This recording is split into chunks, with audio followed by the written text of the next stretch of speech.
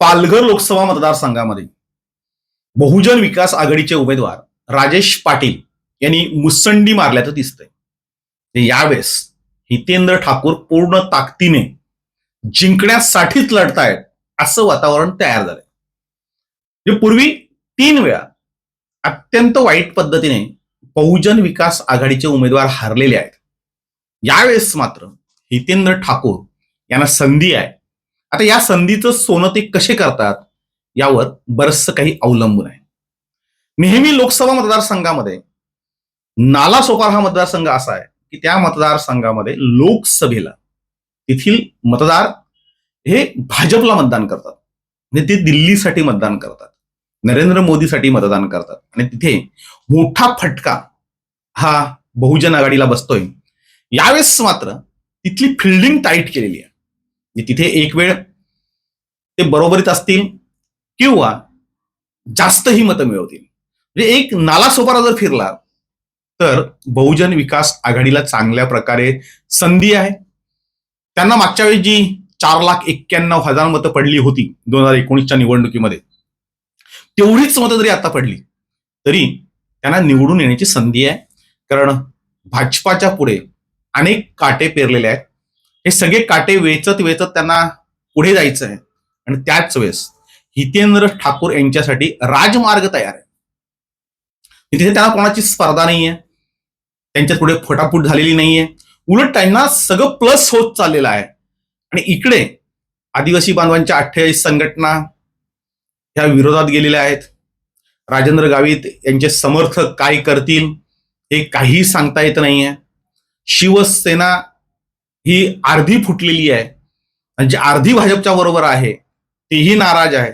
अनेक गोष्टी आहेत आणि या गोष्टीचा फायदा जर चांगल्या प्रकारे हितेंद्र ठाकूर यांनी उठवला तर मात्र त्यांना यावेळेस जिंकण्याची संधी आहे.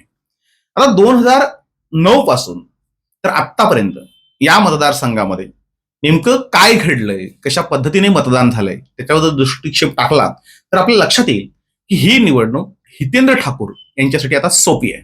आपण जर बघितलं तर 2009ला या मतदारसंघामध्ये, म्हणजे मतदारसंघ वेगळा झाल्यानंतर पहिली निवडणूक झाली, त्यावेळेस मतदान हे अत्यल्प झालं होतं. म्हणजे 7,32,587 एवढंच मतदान झालं होतं.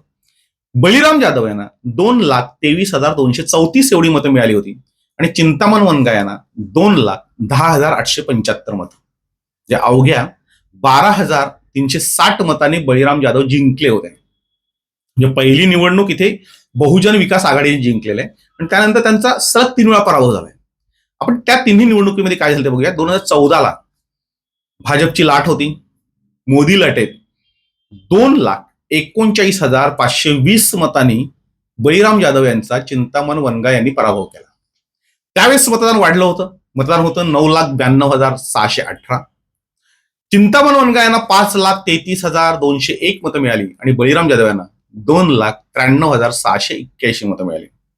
म्हणजे अगदी सुपडा साफ झाला होता अशी परिस्थिती होती. म्हणजे 2,39,520 मतांनी बळीराम जाधव यांचा दारुण पराभव झाला होता. 2018ला पोटनिवडणूक झाली. स्वर्गीय चिंतामण वनगा यांच्या जागी त्यांचे पुत्र श्रीनिवास वनगा लढले आणि तिथे राजेंद्र गावित यांना जे मतदान मिळालं ते 2,72,782. श्रीनिवास वनगा यांना 2,43,210. बळीराम जाधव यांना 2,22,838. म्हणजे तिसऱ्या क्रमांकावर बहुजन विकास आघाडीचा उमेदवार फेकला गेला. पहिल्यांदा जिंकले, दुसऱ्यांदा अगदी 2,39,000 मतांनी हारले आणि तिसऱ्या वेळेस तिसऱ्या क्रमांकावर ते गेले.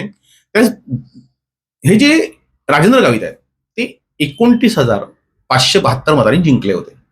2019ला एकूण जे मतदान झालं, म्हणजे 2018ला 8,86,869 मतदान झालं. 2019ला एकूण मतदान झालं 12,02,197.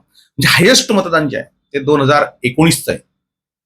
त्यावेळेस राजेंद्र गावित यांना 5,80,479 मतं मिळाली. बळीराम जाधव यांना 4,91,596 मतं मिळाली आणि त्यांचा 88,883 मतांनी पराभव झाला.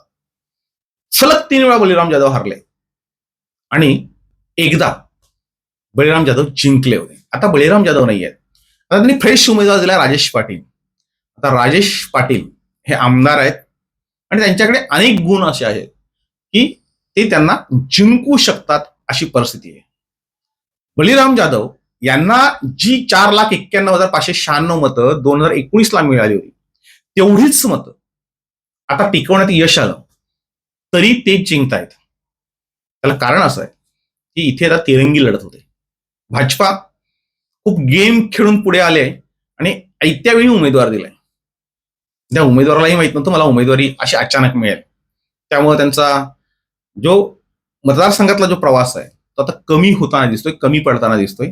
त्यात त्यांच्यावर जी शिवसेना होती ती फुटली, जी अर्धी शिवसेना झाली आणि जे घटक पक्ष बरोबर आहेत त्या पक्षांना बरोबर घेऊन जाण्याऐवजी ते कसे बाजूला जातील, ते कसे तुटतील अशा पद्धतीने यांची रणनीती आहे. म्हणजे आत्ताचा जो भाजपचा हिशोब आहे हा चुकलेला आहे. म्हणजे त्यांनी निवडणूक स्वतःहून फेकलेली आहे की काय असं वाटावं, अशी शंका यावी अशी परिस्थिती आहे. म्हणजे जसं 3 वेळा हितेंद्र ठाकूर यांनी ही उमेदवारी फेकलेली आहे, भाजपच्या उमेदवाराला निवडून येण्यासाठी त्यांनी खेळलेल्या खेळी होत्या असं सांगितलं जात आहे.